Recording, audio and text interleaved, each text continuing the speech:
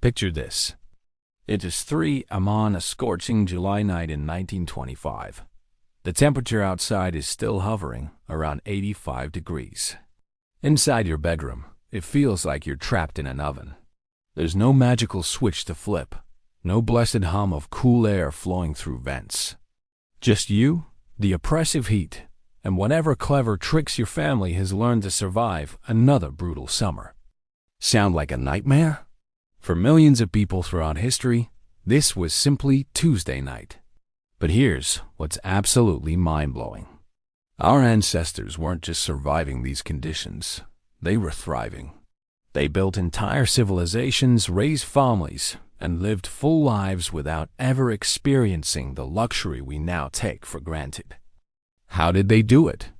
Through a combination of brilliant architectural design, ingenious daily habits, and community-based cooling strategies that would make modern engineers jealous. Today, we're diving deep into 10 fascinating ways people stayed cool before air conditioning existed. And trust me, some of these methods are so clever, you might find yourself ditching your C-bill this summer.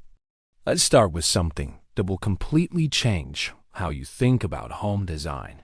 Before central air, houses weren't just shelters, they were sophisticated cooling machines. Architects in the 1800s and early 1900s understood something we've largely forgotten. They built homes with ceilings that soared 12, 14, even 16 feet high. Why?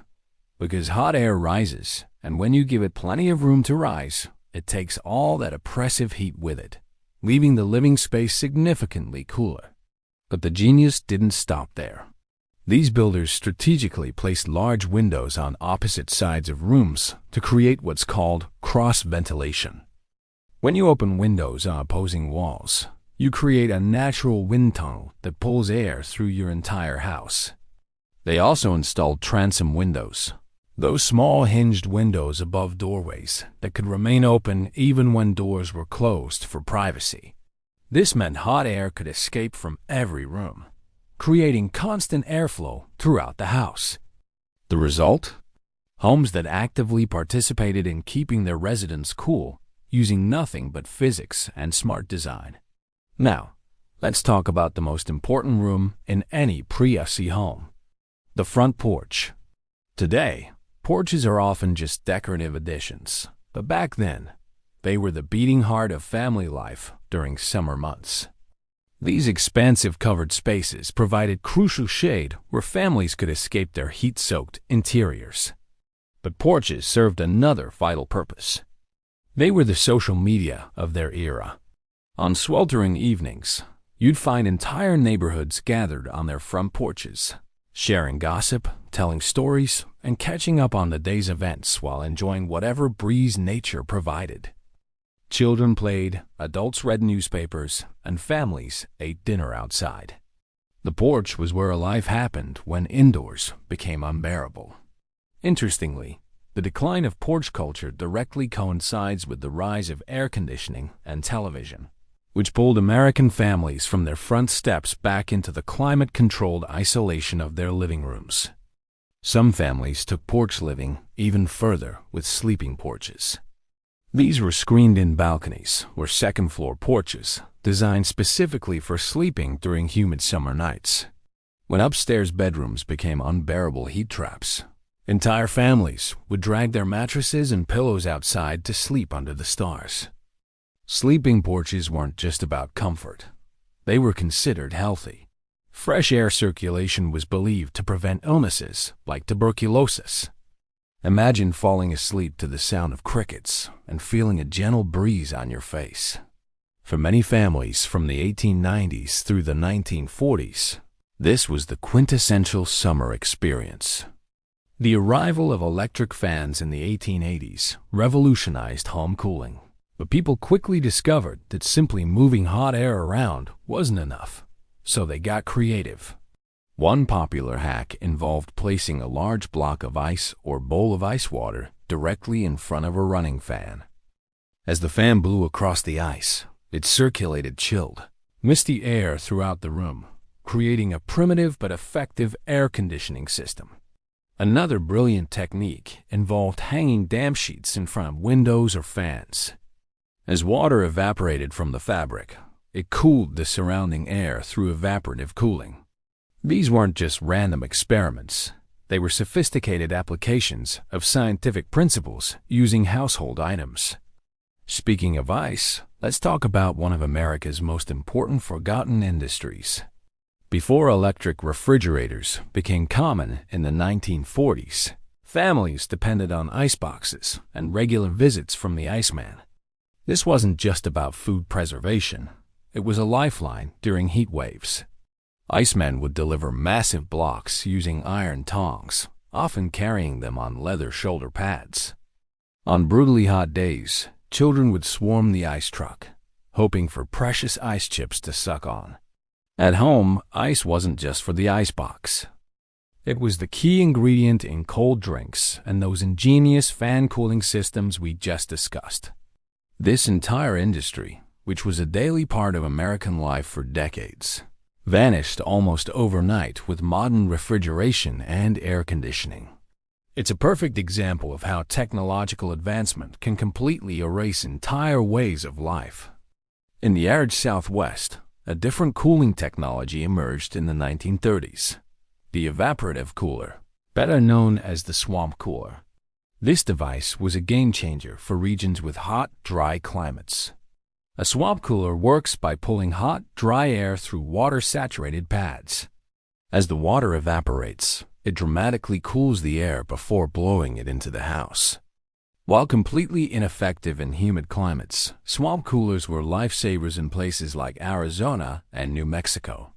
They represented an early form of affordable mechanical cooling that made desert living far more bearable, predating the widespread adoption of refrigerant-based air conditioning by decades. Summer fashion before air conditioning was driven entirely by survival. People wore clothing designed to be as light and breathable as possible. Natural fabrics like cotton, linen, and seersucker were essential because they allowed air circulation and didn't trap heat and moisture against the skin. Men often wore light-colored suits made from these breathable materials. And at home, it wasn't uncommon for them to go shirtless or wear thin cotton undershirts. Women opted for loose-fitting, sleeveless cotton dresses. Children spent summers in minimal clothing, often just shorts or sunsuits, and almost always barefoot.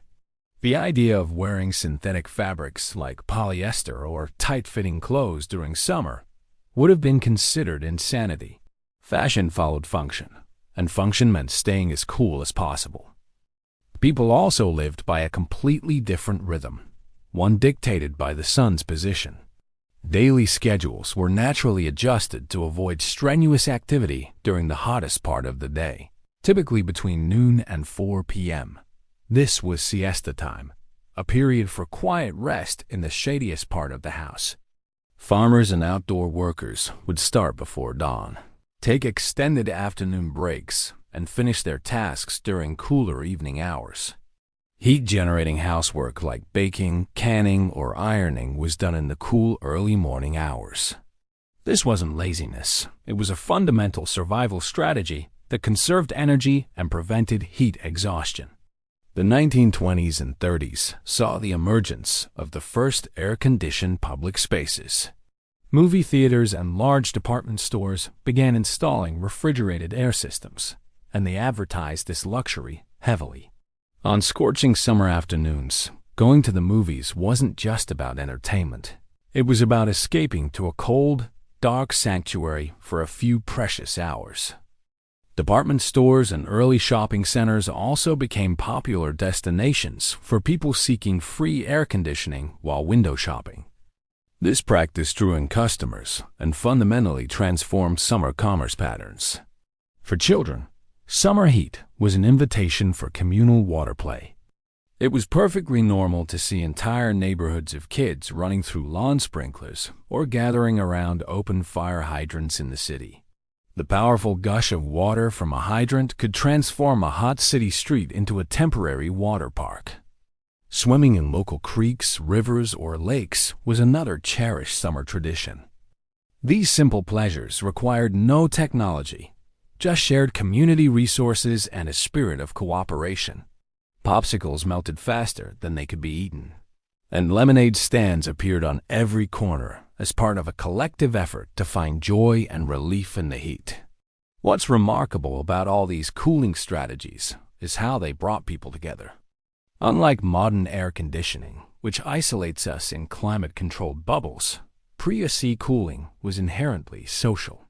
Families gathered on porches, neighbors shared cooling spaces, children played together in communal water activities, and entire communities adjusted their rhythms to work with, rather than against, the natural world. These weren't just survival techniques. They were ways of life that fostered community connection, environmental awareness, and creative problem-solving. They remind us that human ingenuity doesn't always require advanced technology. Sometimes it just requires working smarter with what nature provides. So next time your air conditioner breaks down or your electricity bill makes you wince, remember that billions of people throughout history not only survived without artificial cooling, they built thriving civilizations using nothing but clever design, community cooperation, and respect for natural rhythms. Which of these historical cooling methods surprised you the most? And if you had to give up your air conditioning tomorrow, which strategy would you try first? Let me know in the comments below.